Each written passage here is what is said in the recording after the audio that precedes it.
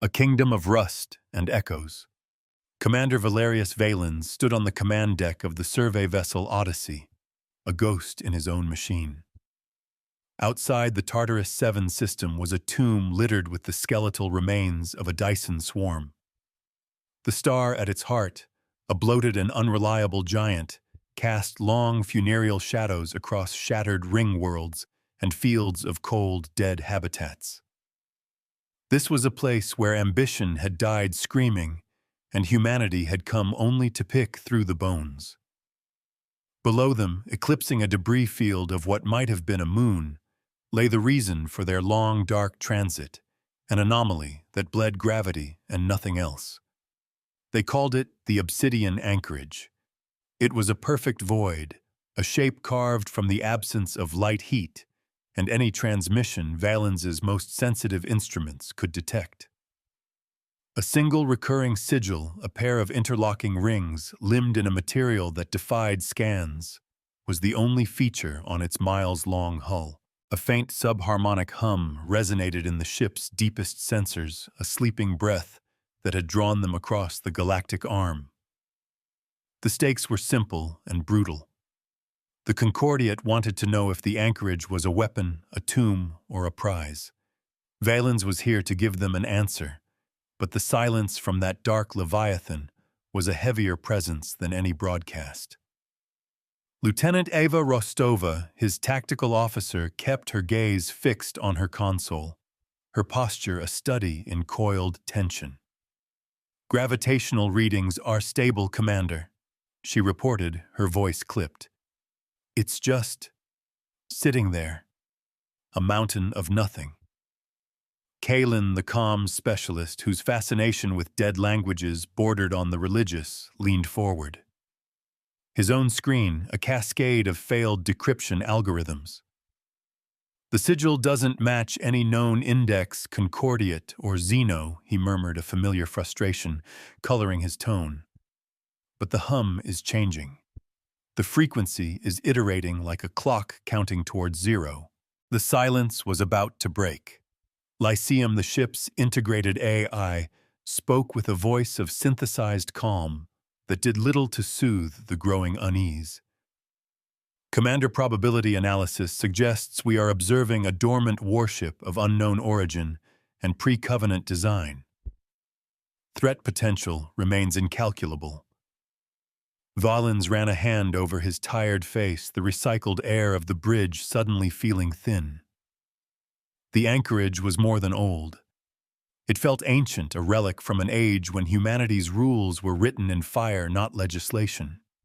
Its sheer scale dwarfed the Odyssey, making his state-of-the-art survey ship feel like a child's toy. This was not a vessel built for exploration or commerce. It was an argument waiting for a chance to be made.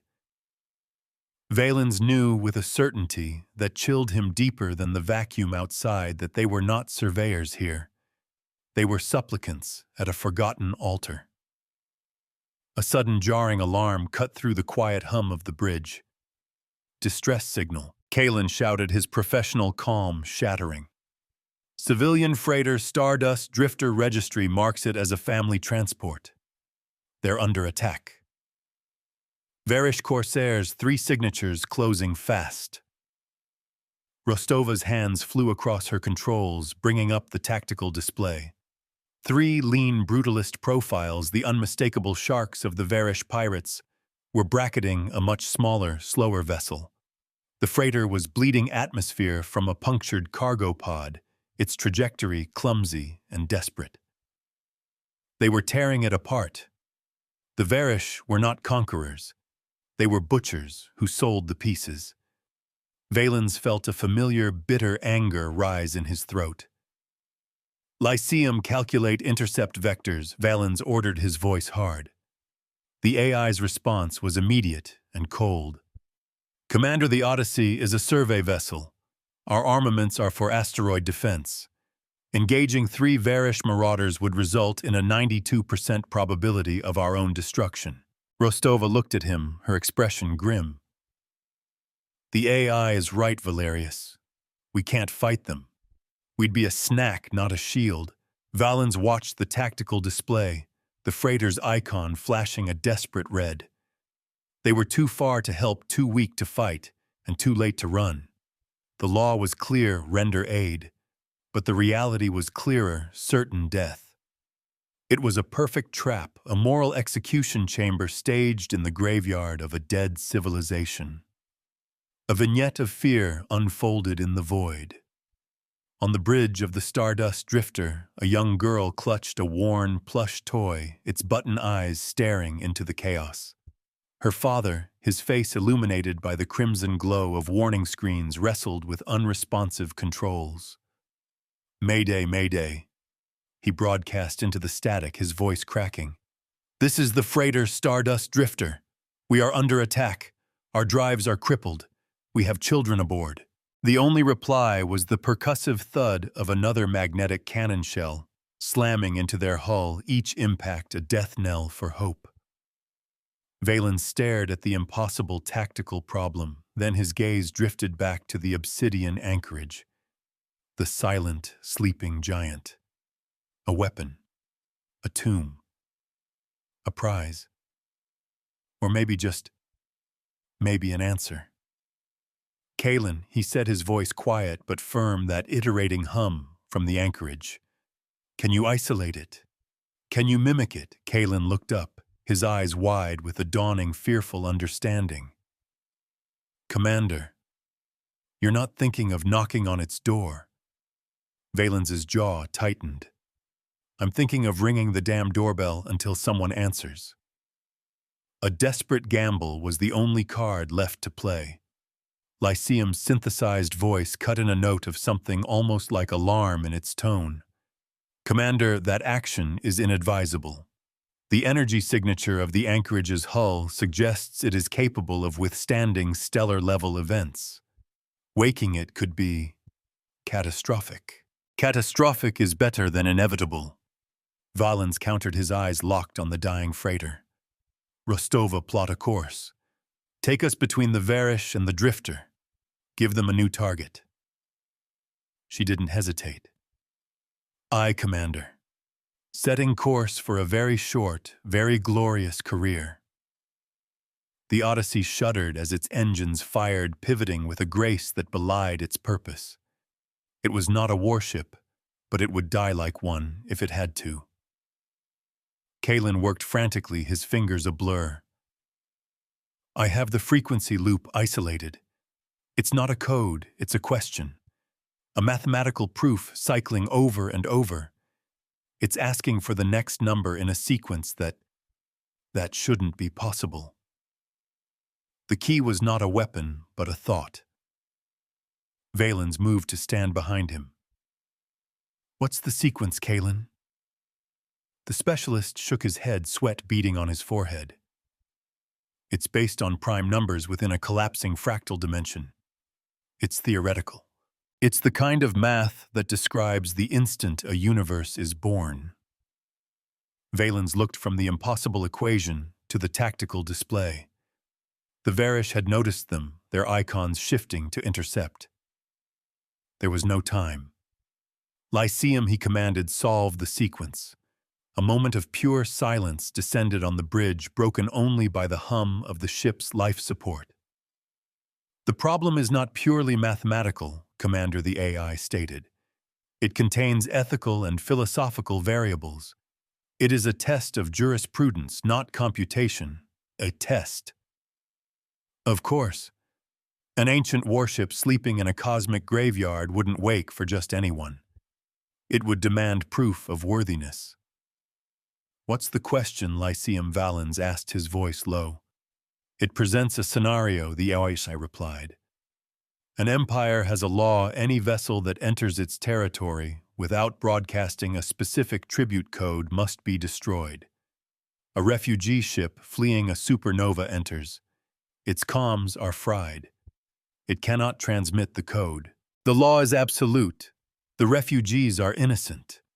What is the correct course of action for the patrol captain who intercepts them?"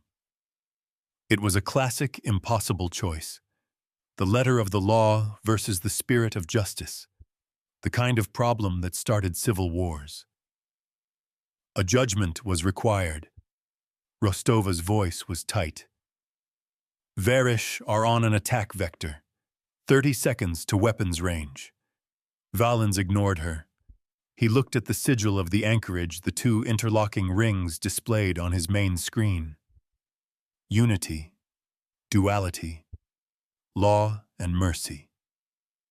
The patrol captain upholds the law, Valens said, speaking to the air, to the AI, to the sleeping god in the dark. He is a tool of the Empire, and its laws must be coherent. Kalen stared at him aghast. Commander, they'd be slaughtered. Valens continued his gaze unwavering. But he does not fire. He places his own ship between the refugees and the law's enforcers, his own tribute code broadcasting for both vessels.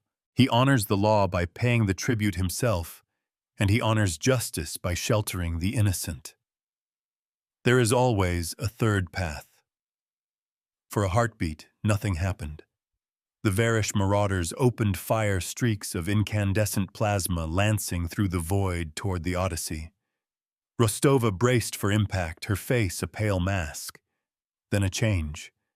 The subharmonic hum from the obsidian anchorage ceased. A new sound resonated through the Odyssey's hull, a deep resonant tone like a bell struck once 1,000 miles wide. A single line of light traced the interlocking rings on the anchorage's surface, glowing with the cold white fire of a newborn star. On Kalen's screen, the impossible mathematical sequence resolved. A new line of text appeared, written in a language no one had seen in 10,000 years, but Kalen, the student of dead tongues, could read its soul. It says, "A justifiable ledger, worthy." The ancient had awakened. A wave of gravimetric force, impossibly vast and perfectly controlled, erupted from the anchorage. It was not an attack. It was a statement. The Varish plasma bolts, seconds from impact, simply ceased to exist, their energy dissipated into the vacuum, as if they had never been fired. The three Corsair ships were slammed backwards, their drives flaring in protest as they were effortlessly shoved 1,000,000 kilometers away. No violence, no explosions, just a quiet, absolute declaration of authority. The anchorage had not moved an inch, but it now dominated the system, its presence a palpable weight on reality itself. On the bridge of the Odyssey, the crew stared in stunned silence. The immense dark hull of the ancient ship began to show more signs of life. Seams of light appeared, forming patterns that spoke of incomprehensible power grids. Arrays cold for millennia cycled into readiness, their surfaces drinking in the light of the bloated star. Lyceum Valens breathed, his heart pounding in his chest. What? What is it? The AI's synthesized voice was different now, tinged with something that sounded like reverence. Its designation is broadcasting in an archaic human battle cant. It calls itself Judgment. It is a Class 0 adjudicator, a relic of the Saint ships. The legends were real. A direct channel opened a voice that was not a voice but a concept impressed directly into their minds. It was ancient, vast, and utterly without emotion. Plus, who are you, who carries the ledger of the old law? Plus, Kalen gasped, clutching his head. Commander, it's thinking at us. Valens stood tall, his hands clasped behind his back, forcing a calm he did not feel. I am Commander Valerius Valens of the Concordiat survey vessel Odyssey. We are a vessel of exploration and law. The non-voice paused, considering his words with the weight of ages. Plus law. A fractured concept. We have slept. We have counted the echoes. Galaxy is loud with injustice. Show us your right to wield authority, Plum. Another test. It would always be another test. Our right is our restraint, Valens replied, choosing his words with surgical precision. We did not fire upon you. We did not attempt to plunder you. We sought only to understand. When faced with a choice between our safety and the lives of innocents, we chose the innocent." He gestured to the distant cowering form of the stardust drifter. "There is our proof. The deed is the mirror of the soul." The Varish, recovering their senses, were not so easily cowed. On the lead marauder, Captain Growl snarled, his scarred face a mask of fury. "What is this trickery? Some Concordiate ghost ship lighted up full power to the spinal lance. Crack that relic open. He would not be denied his prize. Fear was a currency, and he intended to spend it."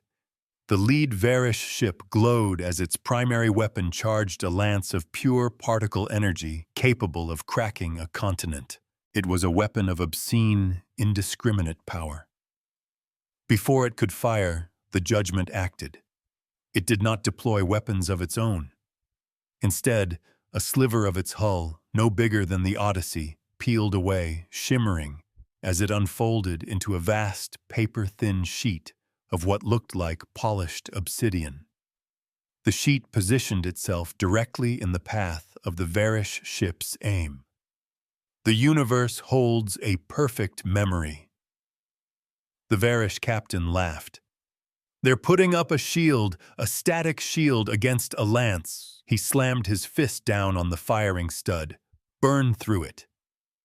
The lance fired a blinding spear of white-hot energy, crossing the void in an instant. It struck the shimmering black sheet and was reflected perfectly. The full, terrible power of the Varish weapon, amplified and focused by the strange mirror, returned to its source along the exact same path. The Marauders' shields tuned to deflect incoming fire, not to contain a point-blank detonation of their own main gun overloaded in a nanosecond. The ship bloomed into a silent, expanding flower of plasma and shrapnel, its lance turning it into its own funeral pyre. It was a perfect, brutal lesson in causality, a perfect reflection. The remaining two Varish ships, stunned into terrified inaction, suddenly found their own systems shutting down. One by one, their engines went cold, their lights died, their life support alarms began to blare. They were not destroyed merely, turned off, left adrift and helpless. Plas. The ledger is balanced. Sas, as the judgment's mind voice stated, its tone unchanged. Sus, they chose the weapon. They chose the target. The debt is paid. Sol. It was the coldest, most terrifyingly just act Valens had ever witnessed. It hadn't destroyed them out of malice. It had simply enforced the consequences of their own actions. It was a court, a judge, and an executioner all in one. Its only law, a ruthless adherence to cause and effect. Lyceum's voice was soft. "Commander, I am accessing its core databanks. The transmission is overwhelming. This vessel does not command. It teaches by numbers and remembers by ledgers, never by collars. It sees civilization as a series of equations. It has slept for 50,000 years, waiting for a worthy administrator to resume the count." This ship was not a weapon. It was the law itself. Valens felt the weight of that revelation settle on his shoulders. This was not a prize to be claimed or a weapon to be aimed. It was a responsibility, a burden of impossible scale. He was the one who had answered the riddle. He was the one it had deemed worthy. He was now, whether he liked it or not, the steward of a power that could rewrite galactic law. His simple survey mission was over. A new, far more dangerous journey had just begun. He opened a channel to his crew. "Rostova damage report. Kalen, get a secure line to the Stardust Drifter. Reassure them. Tell them they're safe." He looked at the vast, silent form of the judgment. "Lyceum. Begin cataloging everything you can from that data core. I need to know what other rules are in its books." Before anyone could reply, a new alert chimed. It wasn't a distress call. It was a priority military channel hailing them from the edge of the system. Kalen brought it up on the main screen. A fleet of ships, sleek and golden, had just translated from hyperspace. Their hulls were ornate, almost ceremonial, but their energy signatures were undeniably martial. The sigil on their lead vessel was that of a stylized golden chain. Commander Kalen said, his voice strained. "It's the kith of the Gilded Chain. Acolyte Legion class. They're a legalist sect. Fanatical adherence to the pre-covenant accords."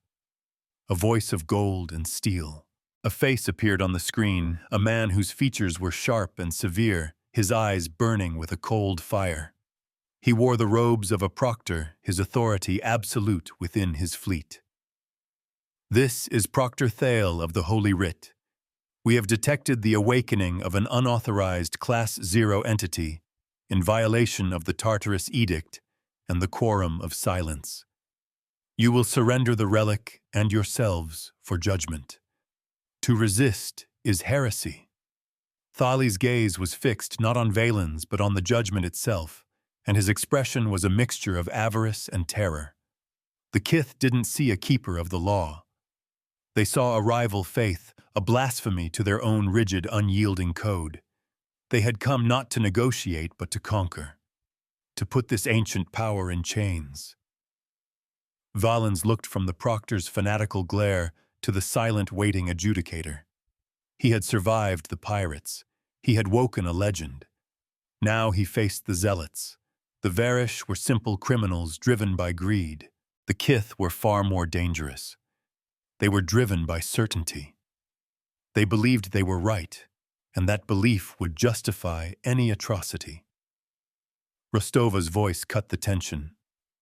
"Commander, the kith fleet numbers 12 ships. 3 of them are capital class. We and the Judgment are outgunned by their numbers, if not by its nature." Lyceum added its cold calculus. "Proctor Thale is known for his literal interpretations of legal texts. He will not be reasoned with. He will see our stewardship as an act of theft. Probability of a peaceful resolution is 2.3%. A second vignette. A whisper of worry. Aboard a kith battlecruiser, a young armsman checked the charge on his ceremonial lance. He had been taught that the old ships were demons, engines of chaos, left behind by arrogant ancestors. He believed it with all his heart. But as he looked at the sensor image of the dark, silent vessel, so vast and still, a flicker of doubt entered his mind. It had not broadcast threats. It had not powered weapons in aggression. It had only balanced a scale. He tightened his grip on the lance, the cold metal of familiar comfort against the unfamiliar seed of uncertainty. His faith demanded obedience. Valens faced the screen, his resolve hardening. He had been given stewardship of this incredible power, this ancient arbiter. He would not hand it over to fanatics who would twist its purpose. Proctor Thale Valens said, his voice ringing with a newfound authority, "This vessel is not a relic to be captured. It is an active legal entity under the direct stewardship of the Concordiat, by right of first contact and proven worth. It has already acted to enforce galactic law and protect innocent lives.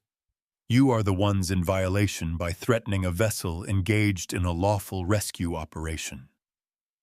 He was no longer a surveyor. He was a magistrate.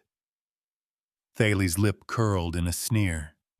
The ravings of a heretic clutching a forbidden idol. "Your Concordiate is a body of compromising politicians, not a keeper of the true flame. The old laws are written in steel, not suggestions. You have 1 cycle to power down your drives and prepare for boarding. Defy us, and we will write your sentence in fire." The transmission cut out.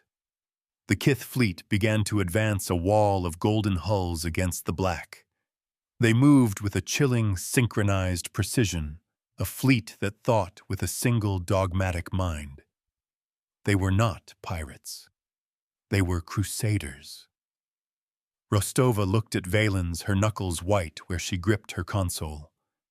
"Commander, what are your orders?" Valens turned his back on the advancing fleet and faced the image of the judgment.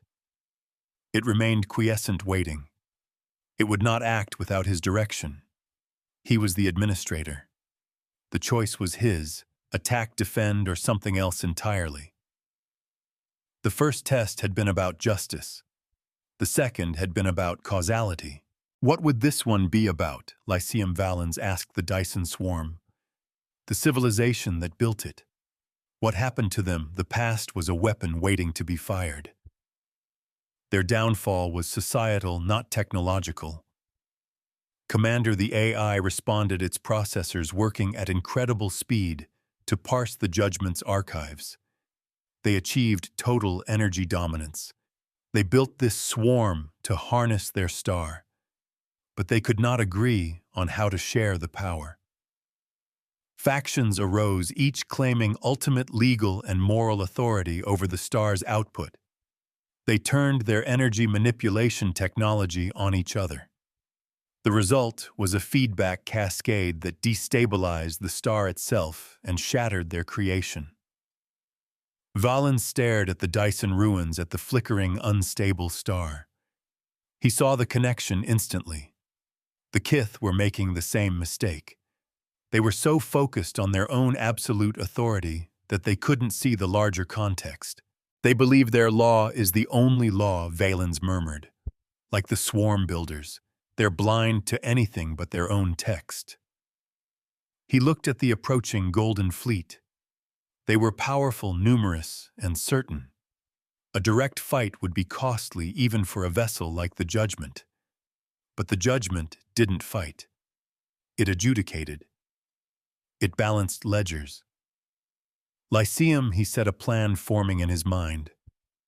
The Judgment reflected the Varish's energy weapon. Can it reflect their logic? Can it hold up a mirror not to their weapons but to their laws? A law is a system, and all systems can be hacked. The AI paused for a fraction of a second longer than usual. The concept is abstract, but its capabilities are not limited to the physical realm. It can manipulate informational and legal frameworks as easily as gravimetric fields. It would be possible to create a jurisdictional reflection, a paradox from which their rigid legal system could not escape. A plan, not of violence, but of perfect, inescapable logic.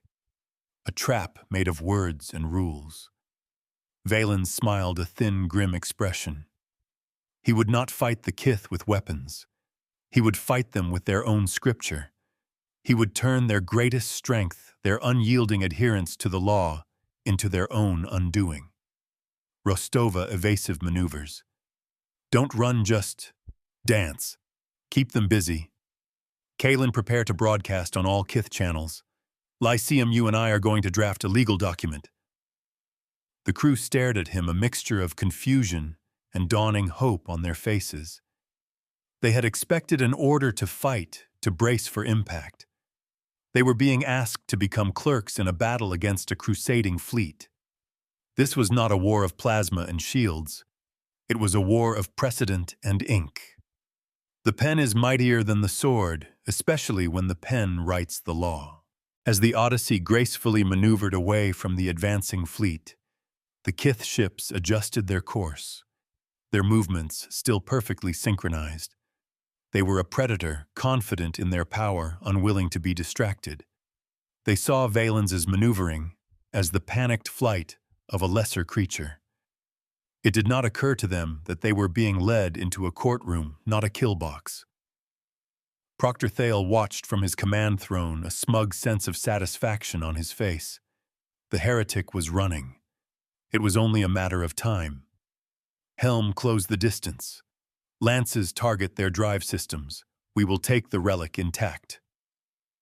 Then the broadcast from the Odyssey began. It wasn't a plea for mercy or a declaration of war. It was a legal filing.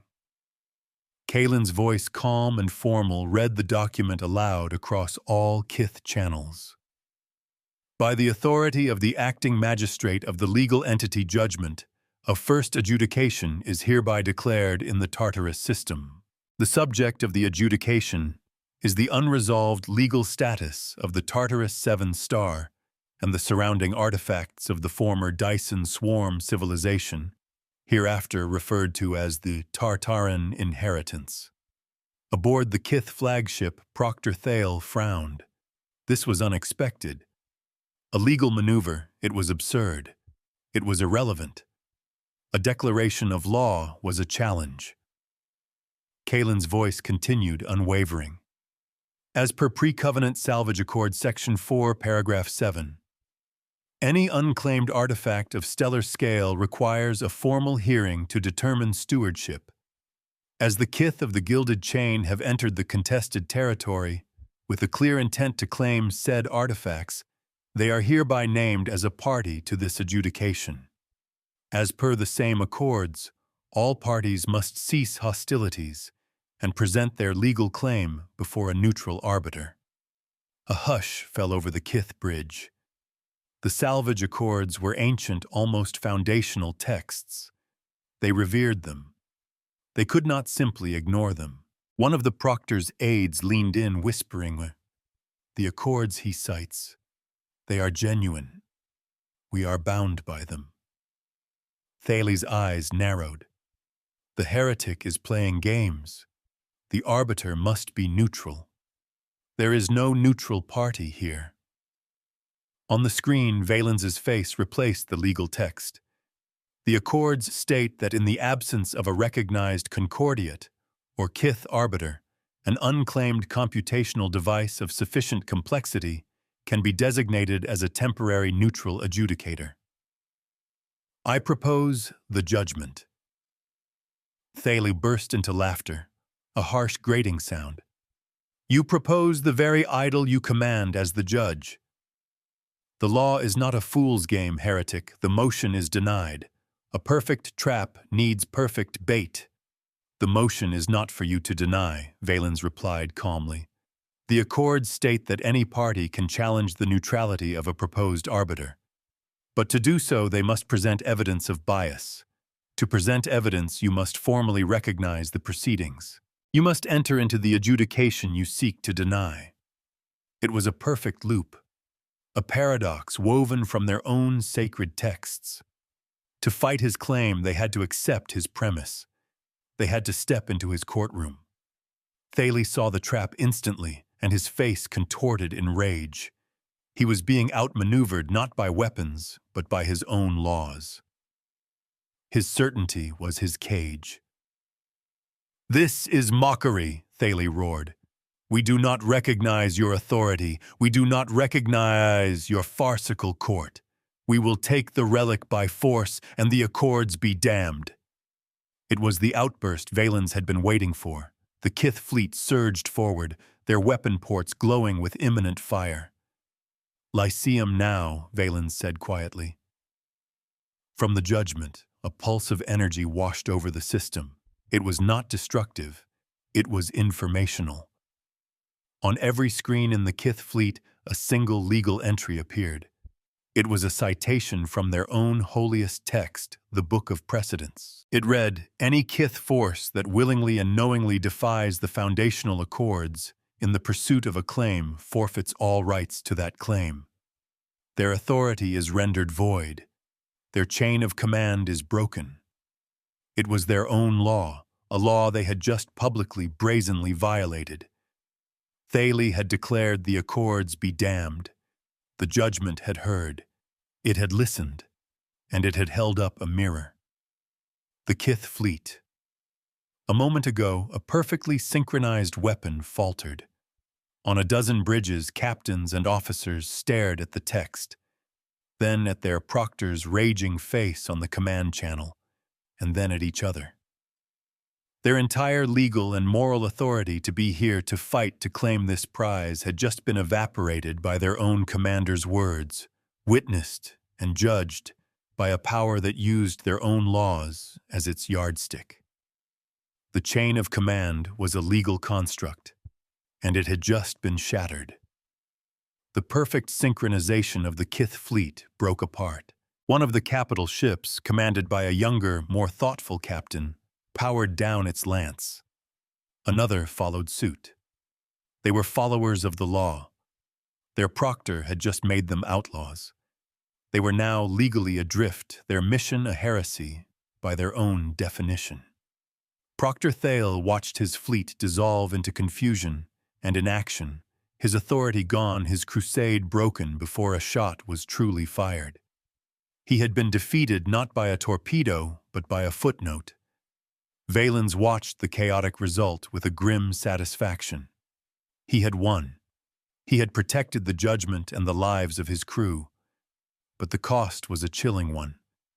He had taken an enemy's faith and used it to slit their throat, turning their devotion into a weapon against them. It was a lawful act. But was it a just one? The question lingered cold and heavy in the silence of the command deck. The silence on the bridge of the Odyssey was heavier than any gravity well. It was the silence of a checkmate, a perfectly executed argument from which there was no appeal. Below the Kith fleet, once a monolithic embodiment of conviction, was now a fractured collection of confused and leaderless vessels. Their golden hulls meant to project inviolable authority now seemed garish and hollow. Some ships had powered down weapons their crews caught in a feedback loop of legal and spiritual crisis. Others drifted their captains, locked in frantic contradictory communication with one another. They were a body whose head had been severed by a single clean cut from their own legal axe. Proctor Thale's channel remained open, his face a silent, twitching mask of pure, undiluted hatred. He had not been defeated by force but by philosophy, and for a man like him that was a fate worse than death. A true believer cannot survive a crisis of faith. Commander Rostova said, her voice a low murmur that barely disturbed the quiet. What now, they're broken. Valens watched the chaotic display, the bitter tang of his victory coating his tongue. He felt no triumph, only a profound sense of weariness. He had wielded the law as a weapon, and it had been devastatingly effective. But it felt like a profanity, a twisting of something that should be a shield into a sword. They are adrift in their own certainty, he said more to himself than to her. Lyceum open a channel to all Kith vessels except Thales' flagship. He would not speak to the fanatic again. He would speak to the faithful who had been led astray. A moment later, his face was on their screens. This is Commander Valens. You came here to enforce the law. I honor that intention. He paused, letting the words sink in. Your proctor in his zeal defied the very accords you hold sacred. The judgment did not create this outcome. It merely bore witness. It held up a mirror. He saw faces on the auxiliary screens, confused, angry, but listening. The Tartaran inheritance is now under formal adjudication. Your claim has been forfeit by your commander's actions. My claim on behalf of the Concordiat, and in the interest of preserving innocent life, stands. You have a choice. Recognize this lawful proceeding, and withdraw or remain in defiance and become the outlaws you came here to judge. The choice was a mirror of their own. One of the Kith captains, a younger man with haunted eyes, responded, We followed orders. The chain is sacred. Valens shook his head. The law is sacred. The chain is the servant of the law, not the other way around. The judgment has shown you this. It does not punish. It does not reward. It only balances. He gestured to the two Varish marauders still adrift and powerless. They chose violence, and their violence was returned.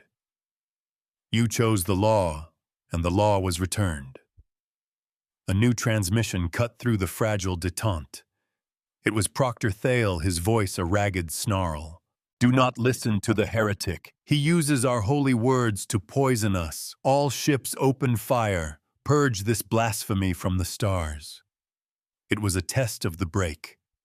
Would they follow the discredited leader or the undeniable logic of their own code? For a tense second, nothing happened. Then the younger captain's ship turned its engines, flaring gently, and moved away from the Odyssey. Another followed, then a third. It was a slow, reluctant, but undeniable retreat. They were choosing the law over the man. Thali's flagship, the Holy Writ, remained a lone bastion of impotent fury. Cowards. Heretics, all he screamed into the void, his authority a ghost no one could hear. Power built on dogma is a house of glass. As the Kith fleet began its ragged, shame-faced withdrawal, Valens finally allowed himself a breath. He had averted a massacre. He had established a precedent. He had survived. But the silence from the judgment was a constant reminder of the power he now answered to. It had given him the weapon, but it was his hand that had wielded it. The responsibility was a physical weight pressing down on him. Kalen, he ordered, his voice strained. Get a secure quantum channel to Concordia at High Command. Use the highest encryption we have. It's time to make our report. This victory was only the beginning. The Varish were gnats, the Kith a localized storm. The Concordiate was the weather, and it was coming for them. A vignette of shattered faith. In his private chambers aboard the Holy Writ, Proctor Thale smashed a ceremonial data slate against a bulkhead. The intricate golden filigree shattered, the fragments skittering across the deck like broken promises. He had dedicated his life to the gilded chain, to the purity of the old laws. Now a backwater commander and a silent dead ship had used those same laws to humiliate him, to break his fleet, to steal his purpose. It was not a defeat. It was an unraveling. His faith had not been proven wrong. It had been turned inside out. And in that inversion, a new terrible certainty began to form. If the law could be used for heresy, then the law itself was the enemy. The apostate's fire burns hottest. The data packet to High Command was the most difficult report Valens had ever composed. It was a careful, precise narrative co-authored with Lyceum, detailing the Varish attack, the awakening of the Judgment, and the legal disarming of the Kith fleet. He knew how it would be received, not with praise for his ingenuity, but with alarm at the power he had uncovered. A Class 0 adjudicator, a relic of the Saint ships awake and active after 50 millennia, was not a discovery. It was a crisis. A power that could compel fleets without firing a shot was a threat to the delicate balance of galactic politics. The Concordiate did not like things it could not control. Lyceum's voice was a soft counterpoint to his troubled thoughts. Commander analysis of the Judgment's deep archives continues. I have isolated a recurring designation, the Great Ledger. It appears to be a record of galactic-scale injustices, imbalances that were never rectified. The adjudicators were created to address these. The fall of the Dyson swarm builders is listed as a minor localized entry. There are others. Debts on a stellar scale. The AI's tone, usually flat and emotionless, carried a hint of awe. This vessel was not just a warship or a court. It was a tool of cosmic reconciliation. Reconciliation or retribution. Rostova approached his command chair holding out a steaming bulb of nutrient paste. He hadn't realized he hadn't eaten. Valerius, she said, her use of his first name a quiet intrusion on his focus. You need to rest. You've been awake for 30 hours. The Judgment isn't going anywhere. He took the bulb, his fingers brushing hers. Her touch was warm, real, a grounding sensation in a reality that had become terrifyingly abstract. I don't think I can rest, Ava, he admitted. Every time I close my eyes, I see that legal text on their screens. I see their belief turning to ash. She squeezed his shoulder. You saved them from their commander. You saved us. That's not a sin. It's a victory. Their conversation was interrupted by Kalen. Commander reply from High Command. It was faster than Valens had expected. A knot of dread tightened in his stomach. On screen. The face that appeared was that of Admiral Jorik Serrano, a man whose reputation was carved from meteoritic iron. He was pragmatic, ruthless, and utterly dedicated to the Concordiat's stability. His expression was unreadable, his eyes like chips of obsidian. Commander Valens Serrano began his voice a low gravel. You have made quite a discovery. You have also taken actions far exceeding the mandate of a survey mission. The bureaucracy had begun to grind. Admiral I acted to save a civilian vessel and to defend my own ship, Valens stated, his voice level. The circumstances were unprecedented. Serrano allowed a small, humorless smile. Unprecedented is a word that gives politicians heartburn, Commander. A battle salter of your report's detail has already been dispatched. Task Force Athena will arrive in your system in 72 hours. Your orders are to stand down, maintain your position, and offer no further interaction with the artifact. You will relinquish your stewardship to the Task Force commander upon their arrival. Is that understood? The words were a direct order and a dismissal. They weren't sending diplomats. They were sending a task force. They were coming to take his ship, to take the judgment. Admiral Valens said, choosing his next words carefully, the judgment is not an artifact. It is a legal entity. It chose me as its administrator, based on a specific set of ethical proofs. I do not believe it will respond to a simple transfer of command. It was a warning, a plea for them to understand what they were dealing with. Serrano's eyes hardened. The Concordiat does not ask for its property, Commander. It takes it. Do not make this more difficult than it needs to be. Serrano out. The state does not request. It demands. The transmission ended, leaving Valens in a silence more profound than before. 72 hours. He had 3 days until the full weight of the Concordiat military arrived to put a collar on a god. He looked at the judgment, a black slash against the starfield. It had slept for 50,000 years. It had awoken to his call.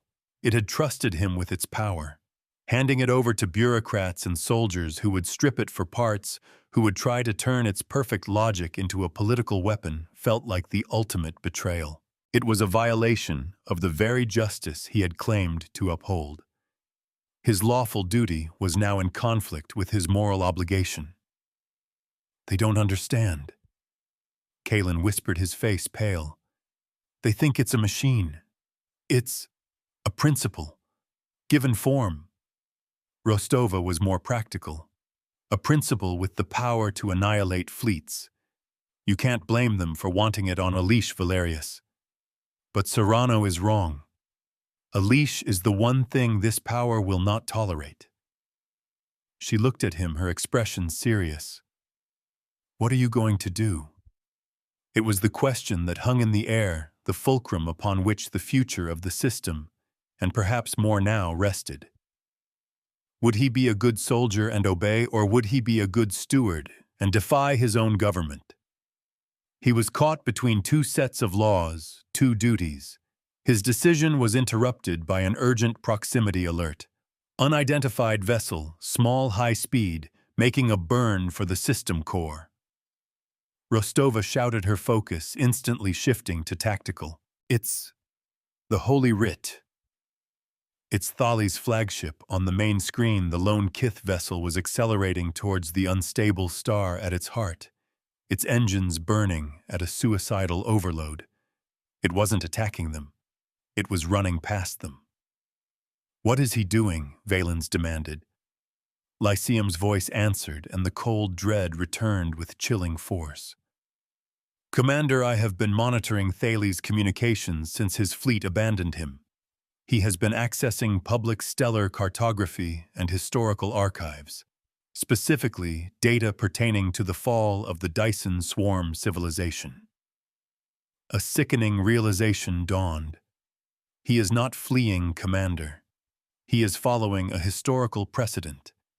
He is going to finish what the swarm builders started. Thales was going to destabilize the star. Deliberately. In his madness and his apostasy, he had decided that if he could not possess the agent of law, he would bring down the entire system in a final glorious act of judgment of his own. The unstable star was his weapon now. He would become the apocalypse. "He can't," Rostova said, horrified. "One ship can't." "The system is already a tinderbox," Lyceum countered. "The Dyson Swarm ruins are still resonating with the energies that shattered them. A precise application of disruptive energy to one of the primary collector rings. It would initiate a feedback loop. The star would go nova within hours. A madman's gambit to burn the board." Valens stared at the tactical display. Thales' trajectory was a perfect line to one of the largest, most intact ring world skeletons. He was a zealot on a suicide mission, a martyr for a cause of pure nihilism. And in 72 hours, a Concordiate task force would arrive to find nothing but a freshly expanding nebula and the echo of their own arrogance. "We have to stop him," Valens said, his voice a blade of ice. The choice had been made for him.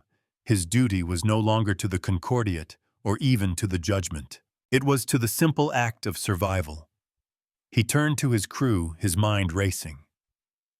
"Rostova, plot an intercept course. Maximum burn.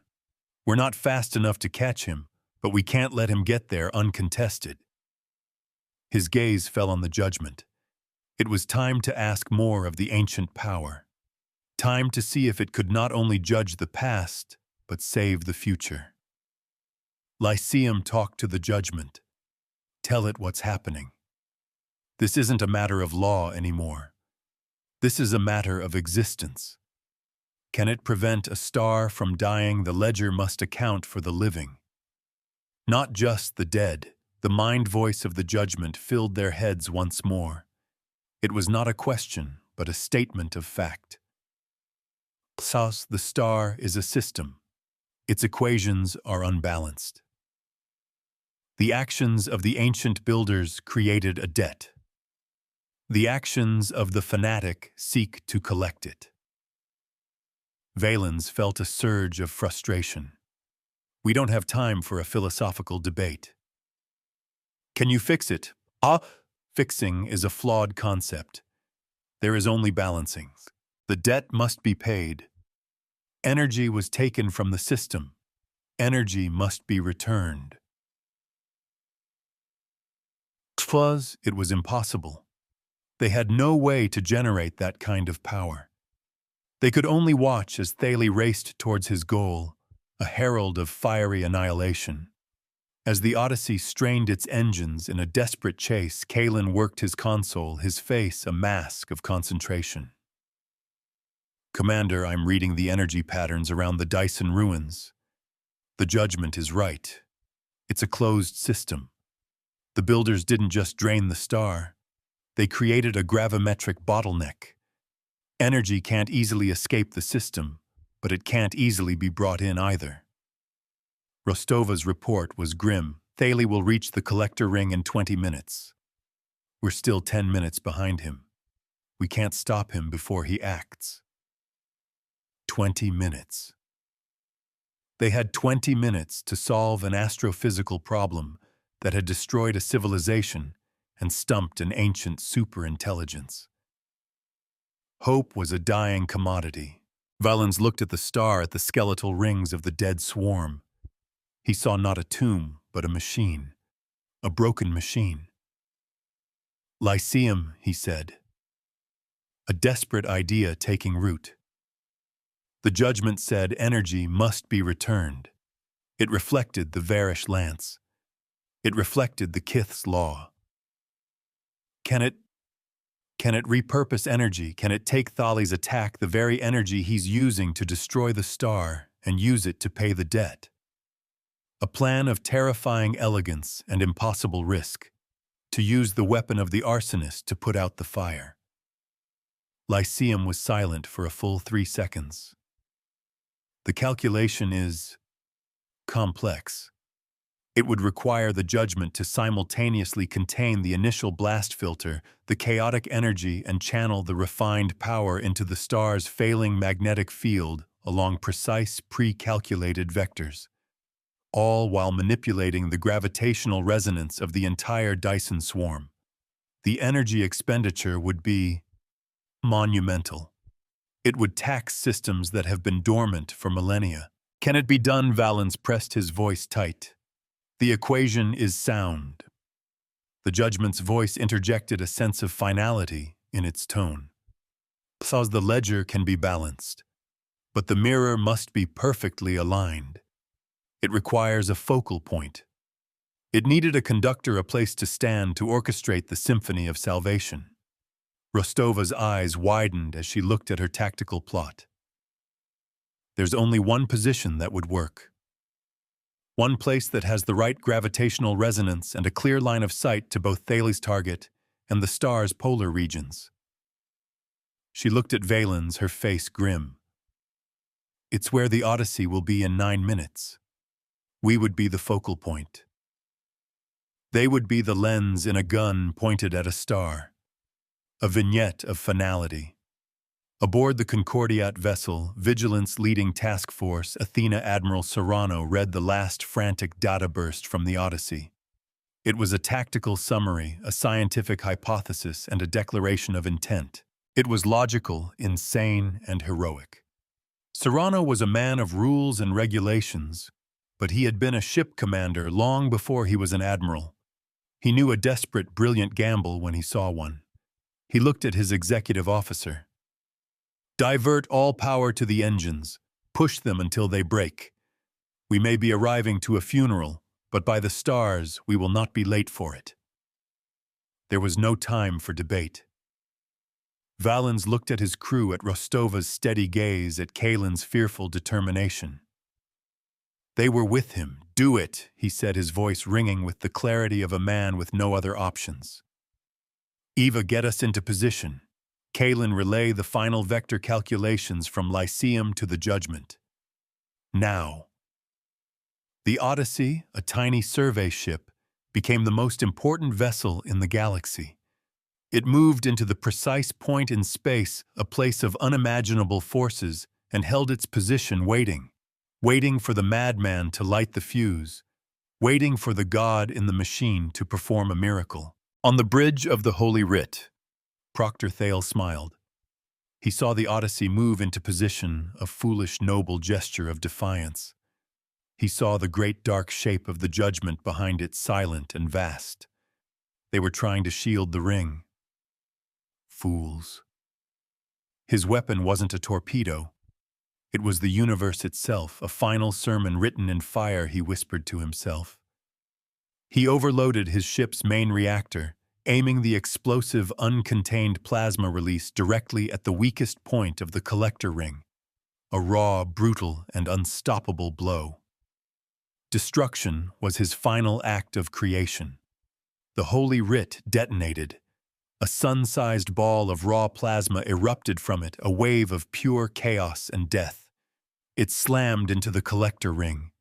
The ancient metal screamed, and a chain reaction of catastrophic energy release began feeding back towards the star. The end had begun, but at the same moment, the judgment acted. A beam of impossibly black energy, a shaft of pure gravity, lanced out and struck the Odyssey. Valens's ship screamed as its structural integrity fields were overloaded, the hull groaning under the strain. They were not being attacked. They were being anchored. They were the fulcrum.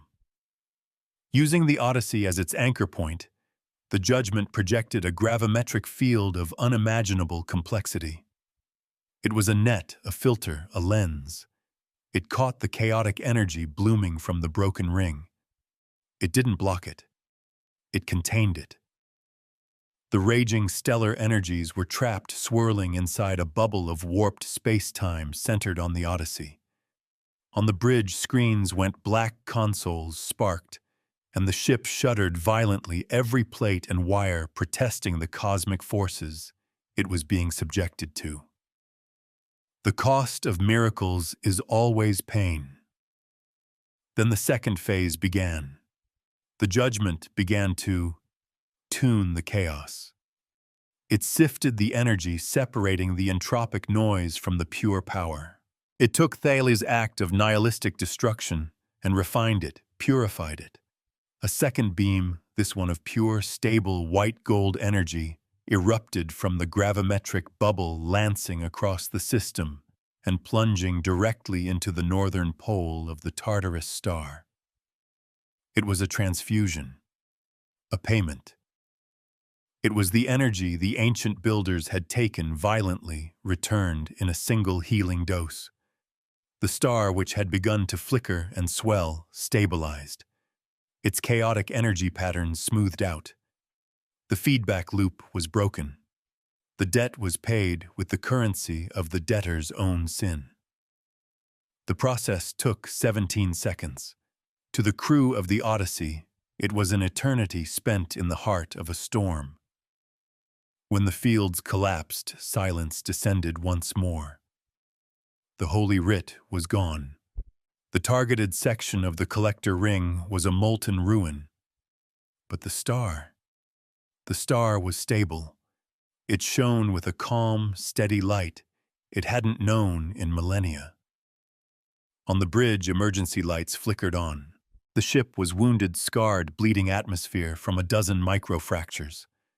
Rostova had a gash on her forehead from a console that had exploded. But they were alive. The system was alive. The ledger was balanced. As the crew slowly picked themselves up, a new fleet of signatures appeared on the edge of the system. Task Force Athena had arrived. Admiral Serrano's face appeared on Valens's one functioning screen. The Admiral was silent for a long moment, his eyes taking in the scene, the wounded Odyssey, the silent judgment, the stable star, the lingering radiation of Thales' demise. He looked at the data streaming from his own ship's sensors data that confirmed the impossible events that had just transpired. When he finally spoke, his voice was rough with an emotion Valens couldn't quite identify. "Commander Valens, report." Valens stood his uniform, torn, his face smudged with soot, and met the Admiral's gaze. "The threat has been neutralized, Admiral. The system is secure. The judgment has acted." Serrano nodded slowly. "So I see. It seems, Commander, that you were not exaggerating. You have a talent for unprecedented circumstances." He looked past Valens at the great dark ship that had just saved a star. "The Concordiate came here to take control of an asset. It's clear now that we were mistaken. What you have here is not an asset. It is a precedent. A new law was being born from the ashes of the old. The negotiations that followed were not negotiations at all. They were a lesson." Valens, with Lyceum and the silent, overwhelming presence of the judgment at his back, did not make demands. He stated facts. The judgment could not be collared. It would not be a weapon for the Concordiate. Its purpose was to balance, to adjudicate, and it would serve that purpose with or without their approval. To fight it would be to fight causality itself. Serrano, a pragmatist to his core, understood. He had seen the proof. A new legal doctrine began to form, transmitted from the Odyssey to the flagship Vigilance, drafted by a human, an AI, and the silent wisdom of a 50,000-year-old judge. The Tartaran precedent. It established that entities like the Judgment were sovereign, a fourth branch of galactic law, to be stewarded, not commanded. Their administrators were to be chosen by merit and proof, not by rank. Standing on the bridge of the Odyssey, now undergoing repairs, with the help of Concordiate engineers, Valens watched the formal signing of the precedent. He had won. He had secured the future of the Judgment, and in doing so had changed the future of the galaxy. His survey mission was a distant memory. He was no longer a commander or an explorer. He was the steward of the ledger, the first of a new order. The cost had been high. His ship was scarred, his crew was exhausted, and he felt as if he had aged a century. But as he looked at the Judgment, he felt not a burden, but a purpose. The interlocking rings of its sigil seemed to glow with a soft, internal light, a sign of approval of a task well and truly done. On a data slate linked to the ancient ship, a new entry blinked into existence in a long, long list. Case 734 Tartarus System. Debt of energy reconciled. Claim of false law voided. Ledger balanced. Law is not a fortress built of words, a rigid structure of dogma and punishment. It is a river. It must be guided, its course corrected when it runs awry, but its flow is life itself. It is not about chains, but about channels. It is not a weapon to be wielded, but a mirror to be held up, forcing us to confront the consequences of our own choices. The universe does not deal in vengeance, only in balance. The accounts are ancient, the debts are vast, and sooner or later, every single one of them must be paid down to the last final decimal. The counting has resumed.